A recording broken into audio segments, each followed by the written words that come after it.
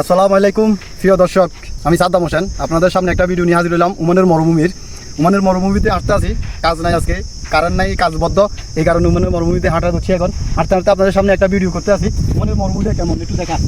আমরা কি মরুভূমির ভিতরে দিয়ে ওমানে হাঁটতে আসি, দেখছেন নি? এই হলো ওমানের মরুভূমি। আসলে যারা ওমানে থাকে তারা বুঝে ওমানের গরমটা কেমন মরুভূমির ভিতরে। যারা এসবাতে চাকরি করে বা ছাগলের বসে এসবাতে চাকরি করে, আসলে এসবার ভিতরে কত গরম। আমরা তো তারপরে থাকে কাজ করিয়া বাসায় যে কেজি চালা এসির মধ্যে বসতে পারি। এই পানির মতো হাতে রাখছি, দেখছেন? এই পানির মতো হাতে রাখছি কারণ গলা শুকিয়ে যায়, কুতুর পর পানি খাইতে হয়।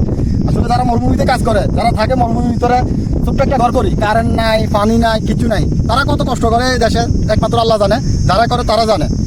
তো ওই কত কষ্ট করে টাকা ইনকাম করে একটা প্রবাসের মাটিতে যদি তার ফ্যামিলি পরিবারে দেখতো, তাহলে কখনো তারা প্রবাস আসতে দিত না। এটা একটা বাস্তব চিত্র।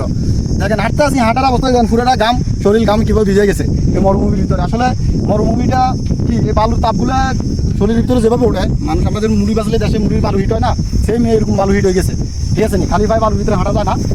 আসলে মরুভূমির ভিতরে মানুষ কীভাবে চলে, কীভাবে থাকে, যারা থাকে তারা করতে পারবে একমাত্র মরুভূমির কষ্টটা কেমন।